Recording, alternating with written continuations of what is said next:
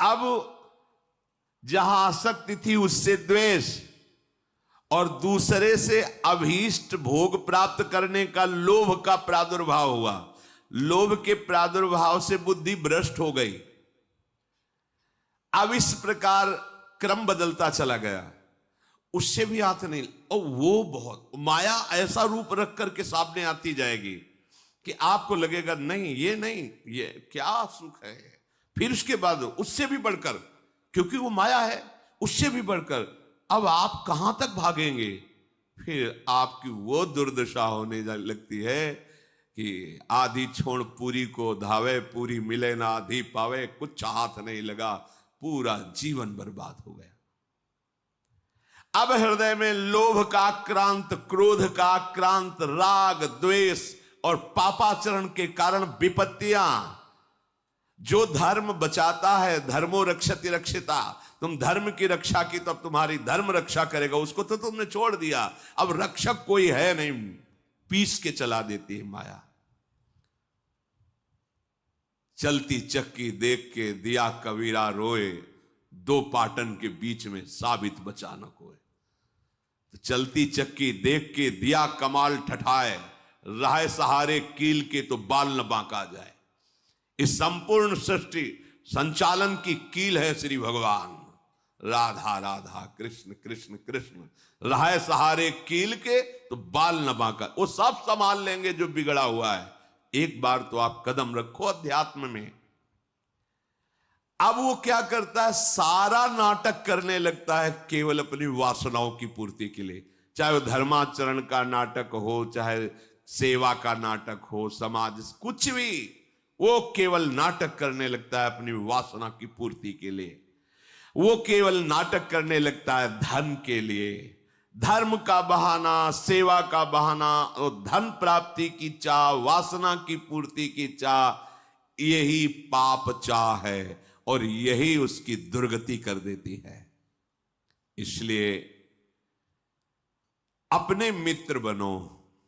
क्या, जब इंद्रियां आपको विषयों में फंसाने जा रहे हो, उसी समय शास्त्र की बातें, गुरुजनों की बातें तुरंत हृदय में लाओ और उसे काटो।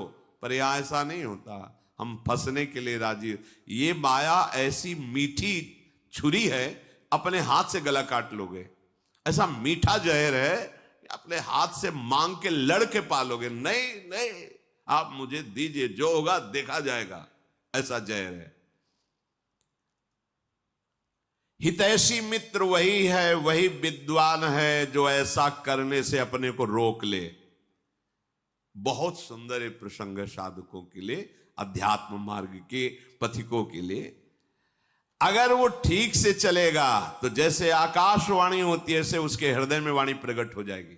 आकाशवाणी जैसे नहीं हुई, भीम जी जा रहे थे, आगे मत जाना, युधिष्ठिर जी जा, आगे मत जाना, आगे सिद्ध और देवताओं का प्रवेश है, कोई अपराध बन जाएगा। ऐसे अंदर तुम्हारे आने लगे, ए सावधान, अब तुमसे गलती होने वाली है। और वो ऐसी वाणी होगी जो स्पष्ट सुनाई देगी, और आप अगर स्वीकार करेंगे तो आगे बढ़ जाएंगे। किसी से पूछने का, प्रश्न का उत्तर ही नहीं, अंदर ही सब आ जाएगा। ये बहुत महिमा की बात है। जैसे आकाशवाणी होती है, ऐसे तुम्हारे अंदर वाणी जागृत हो जाए, ए सावधान। बोले यार, कोई तो हृदय में रोक रहा था पर मैंने सुना नहीं, हाय सुन लेता तो आज ऐसी दुर्दशा को न प्राप्त होता। यदि आप ठीक से चलोगे तो बाहर प्रश्न करने की जरूरत नहीं, अंदर ही आपको उपदेश प्राप्त होना प्रारंभ। यह अध्यात्म मार्ग है, यह बहिर्मुख मार्ग नहीं, यह अंतर्मुख मार्ग है। राग रूपी दोष के कारण 3 प्रकार से अधर्म की वृत्ति बढ़ने लगती है। पहला है मन से पाप का चिंतन। कलयुग में नहीं लगता है, पर मन से पाप का चिंतन होते ही संकल्प बन जाता है और क्रियाओं में उतार देता है। इतनी सामर्थ्य कलयुगी पुरुष की नहीं कि मन से किए हुए चिंतन को रोक सके, संकल्प ना बनने दे, क्रिया ना होने दे। तो मन से चिंतन का पाप नहीं लगता, पर वो जब उसका चिंतन हुआ, संकल्प बना, तो क्रिया तुम रोक ही नहीं सकते। पहला है मन का चिंतन, दूसरा है वाणी का पाप, तीसरा है क्रिया का पाप। अगर इन तीनों से अच्छी तरह से अपने को बचा लिया जाए तो कभी हृदय में क्लेश बाहर से पहुंच ही नहीं सकता। बाहर क्लेश में परिस्थिति है, पर आप आनंदित हैं। अगर आपका हृदय क्लेशित है तो इन तीन में से कहीं एक भी होगा, तभी वो प्रवेश किया। या तो वाणी के द्वारा पाप हो रहा है, या आपके शरीर के आचरण के द्वारा पाप हो रहा है, या आपके मन के संकल्प पाप में बन रहे हैं। प्रवेश का अवसर मिल जाएगा, नहीं क्लेश हो ही नहीं सकता। जिस हृदय में नाम चल रहा है, निष्पाप है, उसका हृदय जल कैसे सकता है, क्लेशित कैसे हो सकता है? वहां तो आग लगती है भगवत मिलन की, विषय की चाह कहां। जो ऐसे नीच स्वभाव वाले पाप परायण मनुष्यों से मित्रता स्थापित कर लेता है, समझ रहे, मन से पाप का चिंतन, शरीर से पाप की क्रियाएं, वाणी से पाप की बातें बोलना, ऐसे लोगों को जो मित्र बना लेता है उसको उसी लोक की प्राप्ति होती, वही दुर्गति होती जो उसकी होती है। मित्र भी बहुत होश से बनाना चाहिए। जाके प्रिय न राम वैदेही तजिए ताहि कोटि बैरी सम यद्यपि परम स्नेही। मुझे पापाचरण में लगा रहे हो, अपनी मित्रता की दुहाई देकर, ऐसा मित्र हो ही नहीं सकता। मित्र तो वो होता है जो कुपथ निवार सुपंथ चलावा, गंदे मार्ग से हटा के अच्छे मार्ग में चलाए, उसे मित्र कहते। वो तो शत्रु है, अपने को मित्र घोषित करके हमारा पतन कराना चाहता है। जो मनुष्य पापात्मा होता है उसे धर्म की प्राप्ति नहीं होती, अर्थात उसे सुख की प्राप्ति नहीं होती, अर्थात उसे बार बार विपत्तियां, दुख और पराजय ही मिलती है। बार बार प्रश्न होता है कि प्रयास करने पर मैं सफल क्यों नहीं हो पाता? क्योंकि कोई टांग खींच रहा है तुम्हारी, ऊपर चढ़ने नहीं दे रहा। कौन है वो? तुम्हारा किया हुआ पाप कर्म तुम्हें आगे नहीं बढ़ने दे रहा। ये तो आप अच्छे से समझ लो, खूब हृदय के अनुभव की बात करते हैं। जहां गलती होगी तो तुम शरणागत हो, तुम्हें आगे जन्म में नहीं भुगतना है, अभी भुगतना है। क्योंकि कैसे भी हो तो श्री जी के ना, आप देख लेना, अगर गलती करोगे तो इसी, अब आगे के लिए तो नहीं, क्योंकि बहुत कृपा है, वो तो विश्वास करो। शरणागत हो, जैसे भी हो, मेरी महारानी जो नेक हो न रिस्कहूं भूली हूं न हो सकी, स्वभाव है। पर मेरे प्रीतम का जो विधान है तुरंत भोगना होगा, तुरंत। ये जो पापाचारियों को तुरंत भोगना नहीं होता ना, क्योंकि इनको बहुत भोगना है। शरणागत को तुरंत उसका दंड मिलेगा, 2 4 6 दिन में, 10 दिन में देख लेना। अगर थोड़ी भी गलती हुई है तो आपको झुकना पड़ेगा, आपको जलना पड़ेगा, आपको रोना पड़ेगा, आपको कष्ट भोगना पड़ेगा तुरंत, क्योंकि वो ब्याज सहित आगे नहीं मिलना है। तुम शरणागत हो, तुरंत हिसाब होगा। पर जो पापाचारी जन होते हैं, वो जब पापाचरण करते हैं तो उनको तुरंत पुण्य लगा दिया जाता है उनके साथ। अब उनको लगता है कि मेरे पाप का कोई परिणाम तो मिल नहीं रहा, बड़ी मस्ती है। पर वो जान नहीं रहे कि जिससे मस्ती आ रही वो तो खत्म हो रहा है। अब जो हमने नई फसल बोई, पुराना जो पाप है जब मिलेगा तो मस्ती की क्या बात, श्वास लेने लायक नहीं रह जाओगे। बहुत सावधान। उपासक को चाहिए कि जिन सुखों को तुम भोगों में ढूंढ रहे हो वो वहां नहीं है, वो तुम्हारे अंदर है। सुख राशि तुम्हारा स्वरूप है। आनंद सिंधु भगवान तुम्हारे हृदय में बैठे, तभी विश्राम मिलेगा। मान लो, अगर ये बात तुम्हारी अभी समझ में नहीं आ रही तो मान के चलोगे तो समझ में आ जाएगी। सबके भीतर महासुख है, बाहर नहीं है। हम सब बाहर ढूंढ रहे हैं, आज तक कोई सुखी नहीं हुआ। लौटो, अंदर लौटो। सर्वात्मना न विसृजेत बहिरिंद्रियाणि एकश्चरण चित्त मनंत ही से। अपने चित्त को अनंत महिमा वाले प्रभु के नाम में लगा दो, उनकी लीला कथा में, उनकी सेवा में सत्कार्य करते, अभी आनंद आ जाएगा। अभी आनंद की पहचान ही आप नहीं जानते। तुम्हारी बुद्धि पवित्र हो जाएगी, तुम सूक्ष्म हो जाओगे, तुम्हारे सामने तत्व होगा, ये सृष्टि नहीं होगी। तभी तुम महात्मा कहे जाओगे। महात्मा उसी के आगे लगता है सर्व रूपों में अपने प्रभु का साक्षात्कार कर लेता है। वासुदेवा स्वरमिति समहात्मा सुदुर्लभा। वो दुर्लभ महात्मा है जो सब जगह अपने प्रभु का दर्शन करता है। चित्तस्य ही प्रसादेन हंति कर्म शुभाशुभम प्रसन्नात्मात्मनि स्थित्वा सुख मानन मश्नुते। जब तुम्हारा चित्त प्रसन्न हो जाएगा, सबसे बड़ी उपलब्धि हुई। चित्तस्य ही प्रसादेन, आनंद से लबालब हो रहा है चित्त। क्यों? क्योंकि आनंद का चिंतन हो रहा है। आनंद कौन है? प्रभु। मुरारी पादार्पित चित्त वृत्ति, एक एक वृत्ति से प्रभु का चिंतन कर रहा है, सब सेवाएं कार्य करते हुए। प्रसादेन, एकदम आनंद, प्रसन्नता। अगर चित्त ही प्रसन्न नहीं है तो समस्त शुभ कर्मों का फल जो सुख आया है लौकिक, वो जलाता रहेगा, तुम्हें सुख नहीं भोगने को मिलेगा। बहुत समझिए, चित्त प्रसन्न है तो आपके पास कुछ ना होते हुए भी आप बादशाह हैं, और चित्त जल रहा है तो सब कुछ होते हुए भी आप अभागी हैं। क्योंकि जो सुख चाहिए वो तो है नहीं, सब है, पर चित्त प्रसन्न नहीं है। चित्त कभी भोगों के संग्रह से या भोगने से प्रसन्न नहीं होता, हर्षित होता है, और हर्षित का परिणाम शोकित होता है।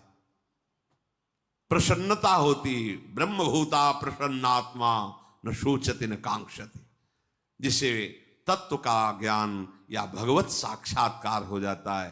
अखंड आनंद, परम प्रसन्नता। मान लो तो आनंद का अभी आप सोच भी नहीं सकते किसे आनंद कहते हैं। जिसका अंतःकरण हर समय प्रसन्न रहता है वो अक्षय महासुख को प्राप्त होता है। जैसे किसी को अच्छा अच्छा भोजन पवा दिया जाए खूब यहां तक, इसके बाद उसको खूब भोजन रखा जाए, ऐसी तृप्ति हो जाती है। ब्रह्मादिक के भोग सब विषम लागता है। अब उदाहरण उस आनंद का तो कोई है नहीं जोड़, तो कह रहे कि जैसे कोई खूब गले तक छक जाए, इसके बाद उसको कहो कि आधा लीटर खीर और पी लीजिए, थोड़ा गुलाब जामुन। ऐसे जब चित्त में भगवदानंद होता है तो ब्रह्मादिक के भोग भी उसे कैसे लगते हैं? विष के समान। अब और कछु न सुहाय, जुगल सेवा सुख पगे। कुछ नहीं, अब कुछ नहीं, अब कछु नाथ न चाहिए। प्रभु अब कुछ नहीं चाहिए, बस अब कृत्य कृत्य भयो। ये कब होगा? यही सुख है, अब पाए। वो क्या? चित्त का प्रभु के चिंतन में लगे रहना। कैसी होती है ऐसे चिंतन करने वाले की हृदय स्थिति? बोले जैसे वायु रहित स्थान में दीपक जलाया जाए तो एक तार लो, ऐसी होती है प्रसन्नात्मा का भगवत चिंतन। स्वाभाविक हर समय चल रहा है। ये न सोचे कि भावदेह की प्राप्ति हो जाएगी तो सब क्रियाएं बंद हो जाएंगी, फिर हमारा गृहस्थी का कार्य कैसे होगा? ऐसा नहीं है। आप देखो, हित सजनी के अवतार है महाप्रभु हरिवंश चंद्र जो अवतार है ना। गृहस्थी में जब तो 3 पुत्र 1 कन्या, पूरा सब भागवती को उपदेश, भागवती का व्यवहार। वहीं बंचंद महाप्रभु, कृष्णचंद महाप्रभु, गोपी नाथ महाप्रभु, ये तो महाप्रभु के पुत्र। साहब देवी एक बालिका भी थी, और हित सजनी के अवतार है, तो उनको भाव प्राप्त करना है क्या? अच्छा, यहां जब वृंदावन नित्य सेवा श्री जी की प्रातः से शयन तक सेवा में कोई त्रुटि नहीं। आए हुए जनों को अब उपदेश भक्ति को कहो, जैसी विधि जाके चित रहो, लहो जो मनवांछित सफल। जैसी जैसी भक्ति सबके हृदय में सब हो रहा है ना। और है कौन? वहां भाव थोड़ी प्राप्त करो, वो तो आए ही है भाव दान करने। तो ऐसा नहीं कि इस भाव को प्राप्त हुआ वो बोल नहीं पाएगा, वो चल नहीं पाएगा, वो क्रियाएं नहीं, ऐसा नहीं। ये अलौकिक सामर्थ्य होती है। दुर्वासा जी की स्थिति से भी बड़ी स्थिति अम्बरीश जी की है। कैसे प्रमाणित करो? तो दुर्वासा जी ने कृत्या पैदा करी, अम्बरीश जी एक कदम पीछे नहीं हटे, सुदर्शन खेद लिया तो त्रिभुवन में भागते घूमे दुर्वासा जी। स्थिति यहीं से देख लो। कृत्या भयंकर ज्वालामयी अम्बरीश जी को नष्ट करने के लिए दुर्वासा ने प्रकट की और दौड़ी दुर्वासा जी की प्रेरित होकर अम्बरीश जी की तरफ। ऐसे हाथ थे, दुर्वासा की प्रणाम मुद्रा, एक कदम पीछे नहीं हटे। स्थिति देखो। और जे ही सुदर्शन चक्र ने कृत्या को नष्ट किया और दुर्वासा जी को दूर से ताप, तो पूरे त्रिभुवन में भागते गए, भागना पड़ा, खड़े नहीं रहे। अम्बरीश जी का क्या कार्य रुका हुआ है? चक्रवर्ती सम्राट है, सारे कार्य हो रहे हैं और आठों पहर उनकी स्थिति केवल कृष्ण में है। सावई मना कृष्ण पदा। ये ना समझे कि अब ये जो भक्ति को उपदेश करें इसका मतलब हमें बाबा जी बनना पड़ेगा और मतलब एक गुफा में बैठ के, एक कमरे में बैठ के आंख मूंदे, ये भक्ति का, ये बहुत प्रवीण, बहुत ऐसा नहीं। देखो आचार्यों को, महापुरुषों को, सबको देखो ना, स्थिति किस कोटि की है, कैसे लोक व्यवहार में वैसे ही दिखाई दे रहे हैं। वो सामर्थ्य भागवतिक है। जैसे कोई बहुत कठोर हो सकता है तो फिर कोमल कैसे हो सकता है? एक ही बात तो होगी ना। बहुत कठोर हृदय तो कोमल हृदय उसको कैसे कहा जा सकता है? लेकिन प्रभु को कहा गया वज्रादपि कठोराणी और कुसुमादपि कोमलानी। कुसुम से भी कोमल हृदय और वज्र से भी कठोर हृदय। प्रभु को कहा गया अणुअणियान महतो महियान।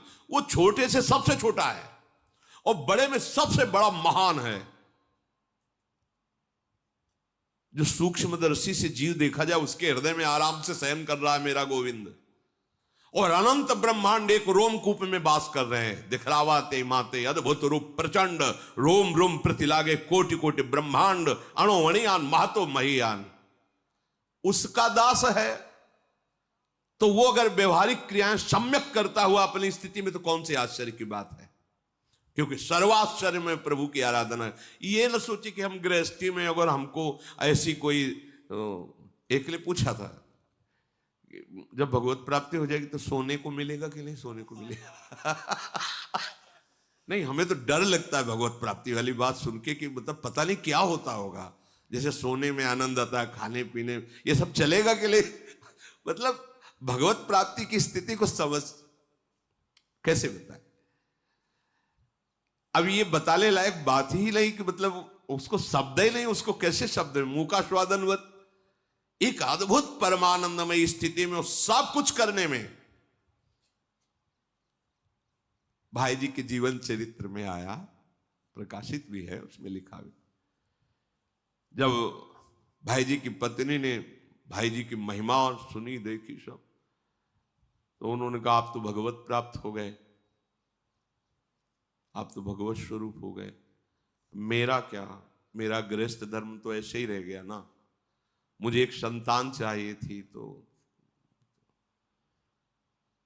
भाई जी ने इसे सर पे हाथ रखा, कहा तू क्यों चिंता करती है, तेरे लिए हनुमान प्रसाद ही है। और इसके बाद सावित्री नाम की कन्या प्रकट हुई। जिन भगवान से अनंत ब्रह्मांडों का सृजन होता है, उनके दास के संकल्प से एक कन्या प्रकट हो जाए, कोई बड़ी बात है? भोग इच्छा नहीं है, लेकिन उनमें इतनी सामर्थ्य है। विषयान ग्रहण तो मुंचन, तो ऐसी वो स्थिति है। अब उसको तो इसलिए हम खोल के बता रहे हैं कि ये लगेगा ये बाबा जियों को स्थिति प्राप्त हो, गृहस्थ हम तो, हमारा तो सब घर चौपट हो जाएगा ना, माताएं बहनें गृहस्थ सब परेशान हो जाएंगी कि ऐसी स्थिति। मतलब जैसे कोई कहने लगते ना कि इनकी तो बड़ी ऊंची स्थिति है, अभी तो कुछ काम ही नहीं करते, बस कहते हो ऐसा। देखो हम आपको प्रार्थना करते हैं कि ऐसा कोई नाटक मत करो जिससे भक्ति को आप दोषी ठहराएं कि जिसके हृदय में भक्ति आ जाती है वो किसी कार्य लायक नहीं रह जाता। ऐसा मत कीजिए, नाटक मत कीजिए। हम आपको प्रार्थना करते हैं, आप लोग घंटा 2 घंटा 4 घंटा भक्ति करते होगे, संत जन जीवन इसी में चला जाता है, और फिर आपके बीच में बैठ करके वो बेहोश तो नहीं हो जाते हैं? आप ऐसा तो नहीं है कि कोई भी कार्य ऐसा हो रहा है क्या, या किसी भी बड़े महापुरुष, बड़े बड़े संत हमारे भारत में हुए कि ऐसी भाई कोई नहीं? एक ज्ञान विज्ञान की अखंड धारा जागृत होती है, आनंद की अद्भुत धारा, उस धारा में डूबे हुए बिल्कुल व्यवहार वैसे। किसी भी महापुरुष के चरित्र पढ़ के देखो, ये कभी भावना मत कर लेना कि ये ऊंची स्थिति भागवती स्थिति का मतलब है कि मनुष्य बेकार हो गया। बेकार नहीं होगा, परम प्रवीण हो गया। तुमसे अपना घर नहीं संभलता, और जब राष्ट्र का विशेष पद उसे मिलता है तो उतनी सामर्थ्य भगवान दे देते हैं, लाखों करोड़ों को संभालता है। समझो ना, तुमसे अपना घर नहीं संभलता, अपने घर का निर्णय ठीक नहीं कर पाते, वो पूरे विश्व में अपने देश की रक्षा कर रहा है और अपने देश को संभाल रहा है। सामर्थ्य किसने दी? जरा सी सामर्थ्य भगवान की उदय हुई तो राजा पूरी प्रजा की रक्षा करता है, पूरी प्रजा का पोषण करता है। सोचो, उस सामर्थ्य को जिसने प्राप्त कर लिया, सर्व सामर्थ्यशाली प्रभु को, उसके द्वारा कहीं ऐसा होगा? वो एक परमानंद की स्थिति में रहता हुआ भी सम्यक रूप से सब व्यवहार करता है। कितने ऐसे महान गृहस्थ हुए हैं जिनके सामने भगवान खेलते हैं, नरसिंह मेहता जी आदि बड़े बड़े महापुरुष। क्या ऐसा हुआ कि वो पागल हो गए, वो बावरे हो गए? वो ये जो जैसे कभी कभी एक दो आप लोगों ने बताया कि वो जब से सत्संग सुना कुछ दिन पहले से, अब उनकी स्थिति तो ऐसी कि घर का कोई कामकाज नहीं तो सब परेशान है। भैया हम हाथ जोड़ के कहते हैं, ऐसी कोई स्थिति नहीं होती, ऐसी स्थिति नाटक की होती है, ऐसा मत कीजिए। क्योंकि बड़े बड़े संतों के दर्शन किए हैं, वो अपनी सम्यक दिनचर्या रहती है, ऊंची स्थिति है, सम्यक दिनचर्या रहती। ऐसा नहीं होता कि घर वाले परेशान हैं कि पता नहीं कौन सा मतलब जादू चढ़ गया, ऐसा नहीं होता। या फिर एक दो जैसे कभी वो झटके, और ये झटके मटके कुछ नहीं होते हैं, ये भगवत आनंद है। ये मतलब है ना, मूर्छित हो, राधा मूर्छित हो गए ऐसे, अब वो पानी डाल रहे हैं, कोई चरण रज लगा रहा है, कोई चरण छू रहा है, ऐसा नहीं होता है। हाँ, ऐसा होता है, वो एक अलौकिक स्थिति है। सच्चे मार्ग से चलो, स्थिति प्राप्त हो जाएगी। वो ऐसा मत करो जिससे तुम्हारा जो सौभाग्य उदय हुआ है वो नाटक में फंसकर नष्ट हो जाए। सही मार्ग का अवलंबन लो। जो अपने साधन भजन पवित्र आचरण का क्रोध दिलाने वालों से प्रेरित होकर क्रोध करके उनका अपमान करता है, अपने क्रोध को प्रकट कर देता है, तो ये प्रमाद उसकी भजन वृत्ति को रोक देता है। बहुत ध्यान से, इसीलिए पूज्यपाद उड़िया बाबा ने कहा कि भजनानंदी महात्मा को क्रोध से बचना चाहिए। 1 महीने के किए हुए भजन को 1 बार का क्रोध प्रभाव रोक देगा। अब बाबा तो सिद्ध महापुरुष थे, उन्होंने जो अनुभव किया वो बोला। पर शास्त्र भी कहता है कि यदि आपको कोई क्रोध दिला रहा है, दिलाएंगे, मतलब ऐसे कि हमारा कोई मतलब नहीं, पर वो जानबूझ करके आपको रोकेंगे, छेड़ेंगे, आपको परेशान करेंगे, ऐसा षड्यंत्र रचेंगे कि आपको गुस्सा आवे। जैसे एक अभी पीछे सुनाया था ना, शिष्य ने कहा गुरुमंत्र ले, तो तुम्हें क्रोध दिखाई देता है तो गुरुजी ने प्रेरणा की, झाड़ू मार देना, आपकी टोकरी डाल देना, ऊपर पूरी डाल देना। तो हमारे गुरु भगवान है, वही प्रेरित करते हैं, जाओ पीछे से बोल, बड़ा पाखंडी नीच है, देख ड्रामाबाज जा रहा है। वैसे दृष्टि जाएगी, ड्रामेबाज कहा है, पाखंडी कहा है, अच्छा तो फिर हम तुम्हें दिखाएंगे कि हमारा अब आ गया। बिल्कुल नहीं, चुप, प्रणाम, और रोना चाहिए, प्रभु देखो ये ठीक कह रहे हैं, मैं हूं ना, पर जैसा हूं आपका नाथ मुझे स्वीकार कर लो। प्रभु देखो अब तो गवाही मिल गया ना, पहले तो हम ही एकांत में कहते थे मैं नीच हूं, मैं पाखंडी हूं, अब तो गवाही मिल गया। जब गवाही मिल जाए तो पक्का हो जाता है ना।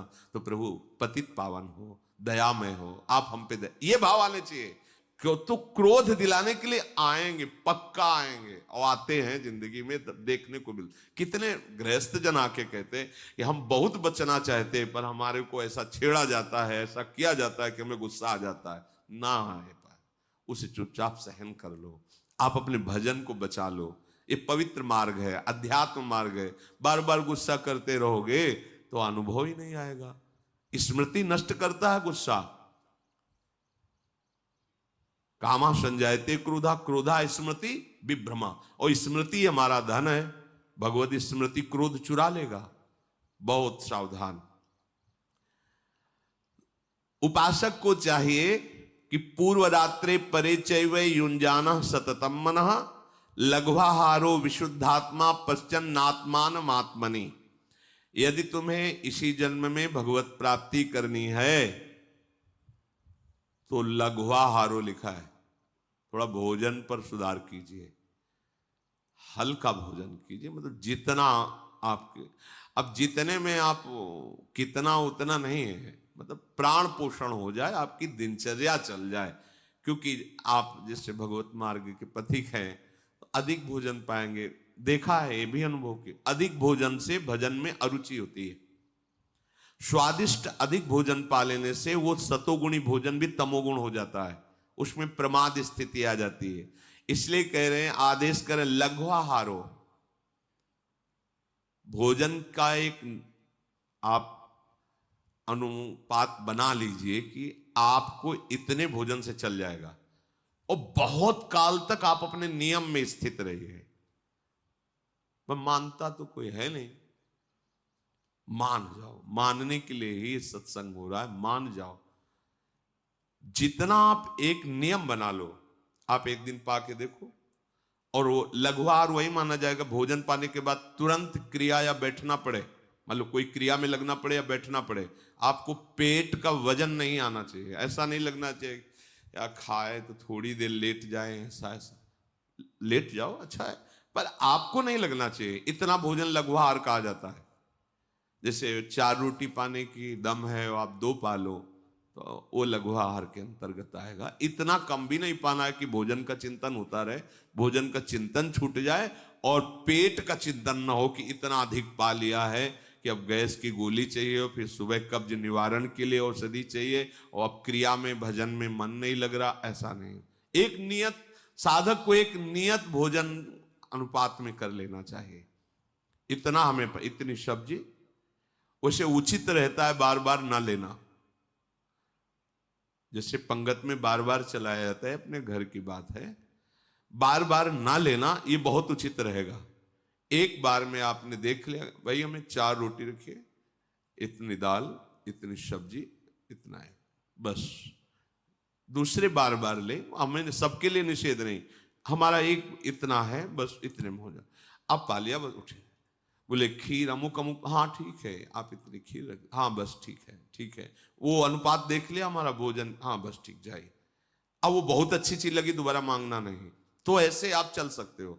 अगर परोसने में गरम गरम बार बार में, तो फिर अरे नहीं लीजिए, एक और गुलाब जामुन लीजिए, तो चलो नहीं मानते हो तो लाओ, ऐसे ऐसे।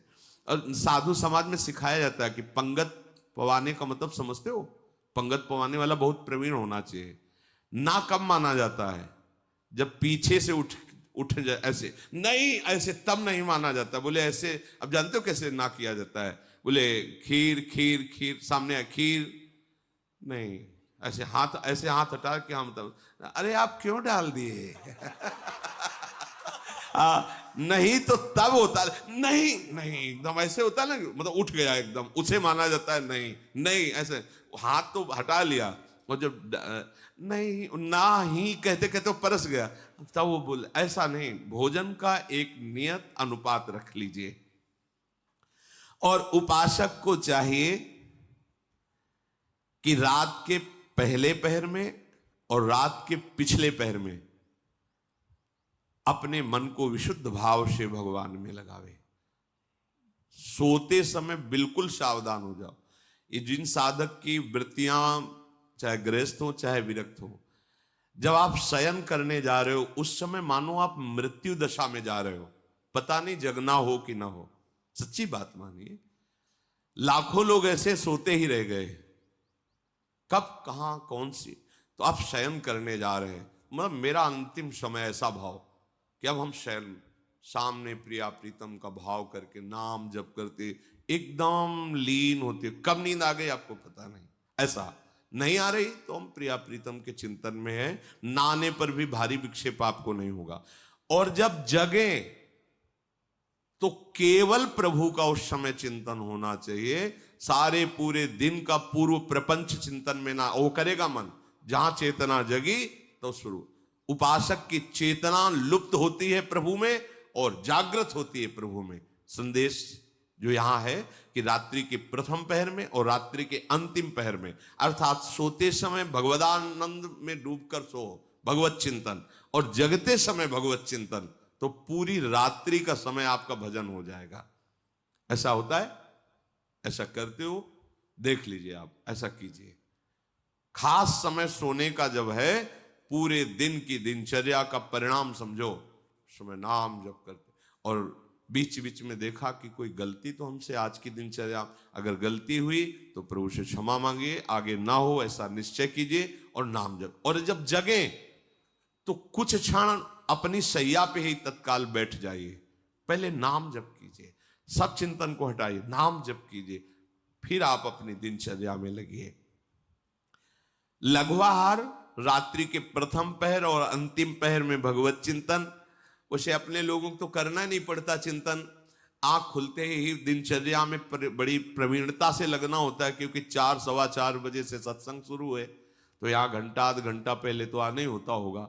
तो अब उसके लिए तो पहले से, अब जब 4 बजे यहाँ बैठे हो तुम, तो मतलब है कि 2-2:30 बजे से तो दिनचर्या चालू करनी ही पड़ेगी। तो उस समय से एकदम जल्दी जाऊं, जल्दी, वो चिंतन वहीं लगे, राधा के कुंज, वो वहाँ कीर्तन भजन, यहाँ आए तो नाम कीर्तन। वैसे बहुत बढ़िया सौभाग्य, ज्यादा लड़ाई वाला साधन यहाँ नहीं है, ज्यादा लड़ना नहीं पड़ेगा मन से, वो ऐसी दिनचर्या को खुद भागेगा कि मुझे जल्दी करना है, जल्दी पहुंचना है, वहां बैठ के सुनना है, आदि आदि।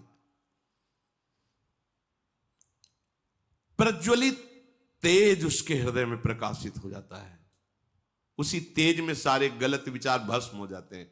ये लड़ाई नहीं लड़नी पड़ती, थोड़ा तो सही ढंग से चलो।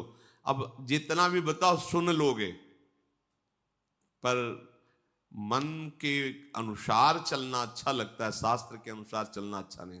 आज्ञा पालन कर लो, सच्ची बात कहते हैं, आज्ञा पालन कर लो। हमारा हंसना, हमारा खेलना, हमारा तुम्हारा दुलार करना, तुम्हारा डांटना, केवल एक ही बात, तुम्हारे मन को मैं पकड़ पाऊं। मन को पकड़ लिया ना, वो ऐसे पकड़ में नहीं होता, ये ऐसा भूत है, अभी यहाँ कल वहां वहां वहां, ऐसे इसका स्थान ही समझ में नहीं आता है, और वो तुम्हारे सहयोग से समझ में आएगा। तो जैसे ज्यादा इससे बैर भी नहीं किया जा सकता, क्योंकि हमें इसी से भगवत प्राप्ति करनी, बात ये भी समझो, इसी से हमें भगवत प्राप्ति करनी।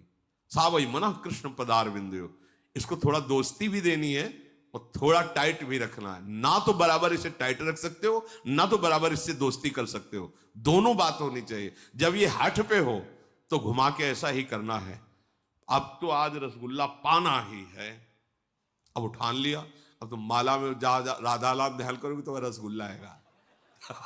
ये बहुत चतुर है, बहुत चतुर।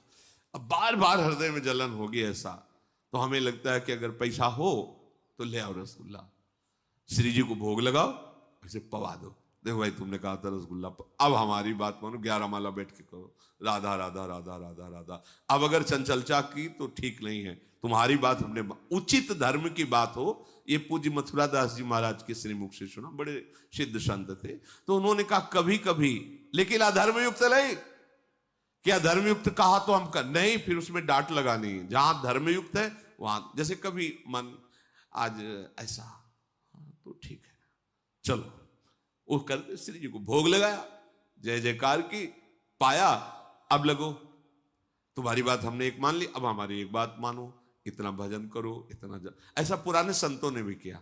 जैसे कोई मांग की तो लाए और टांग दिया ऐसे, और कहा बिल्कुल 2 घंटे बाद हम आपको पवाएंगे, 2 घंटे हमारा साथ दो, जल्दी से इतना नाम जप कर लो, इतना मंत्र जप कर लो, देखो टंगाए हम पवा देंगे, उधर देखना नहीं, चुपचाप नाम जप करो। ऐसे मन को फुसला के, डांट के, तब प्रभु में अर्पित। बराबर आप इसे डांट भी नहीं सकते और बराबर इसे फुसला भी नहीं सकते, इतना विवेक होना चाहिए कि कहां फुसलाना है। जैसे घोड़े को अधीन किया जाता है ना, कभी हाथ फिराया जाता है, कभी चाबुक मारी जाती है, वो ऐसा प्रवीण हो जाता है कि चालक की एड़ के इशारे को समझकर उधर चल देता है। ऐसे ही हमको मन को अपने अधीन करना है, संपूर्ण उपायों से। देखो महात्मा जन वही, संपूर्ण उपायों से हमको मन की लोभ और क्रोध की वृत्तियों को दबाना है। अगर आप दबा ले गए तो इससे बड़ा कोई तप नहीं है, और यही तप भवसागर से उतारने का सेतु का काम करता है। भव समुद्र से क्या, अपने मन की लोभ क्रोध आदि वृत्तियों को दबाना, उनको दबाना सीखो। आप दब जाते हैं उनसे, आप इनको दबाना सीखो। थोड़ा सा आप अपने स्वरूप में आइए, आप अपार सामर्थ्य रखते हैं। सच्ची बात, नारायण को अधीन कर सकते हैं। ये तो सब छोटी मोटी बात। नारायण को होए अधीन, संग ही संग डोले, भक्तन पाछे यो फिरे, जो बछड़ा संग गाय। समझो, आप में इतनी सामर्थ्य है कि आप अपने प्रेम बंधन की डोरी में प्रभु को बांध सकते हैं। पर आप अपने सामर्थ्य को भूलकर इंद्रिय और विषय में इतना लीन हो गए कि आप रोने लगते हैं, निराश हो जाते हैं। अब हम जी नहीं सकते, अब हमें भोग चाहिए, हमें बहुत कमजोर हो गए। ये सत्संग आपको इसीलिए श्री जी सुनवा रहे, आप बलवान बनिए, आप भगवत अंश हैं। अपनी इंद्रियों को निर्विषय करते हुए सच्चिदानंद प्रभु की प्राप्ति इस जन्म में करनी ही करनी है। इसमें कोई भी दो राह मत रखो। आप जो होगा सो होगा। अब इस जन्म में प्रभु से मिलना है, एक बार ठान लो, प्रभु से मिलना है, सब ठीक हो जाएगा। और जब आप ठान लोगे तो दूरी नहीं रहती। ये मार्ग ऐसा है, ये जैसे कोई छड़ी इतनी बड़ी नहीं दिखाई देती, खोलो तो लंबी निकलती चली जाती, फिर उसे कर दो छोटी हो। ये देहाभिमानियों के लिए बहुत लंबा मार्ग है, जन्म जन्म। और शरणागतों के लिए बिल्कुल छोटी छड़ी की तरह समिट जाता है। ऐसे प्रभु मिल जाते, इन्हीं नयनन सब सुख देखे। बहुत दूर है, बहुत कठिन है भगवत प्राप्ति। किसको? मुझे। लेकिन आपको तो आपके अजात पक्षायु मातरम खगा शरण में हो जाओ और पुकारो राधा राधा, मंगल हो जाएगा।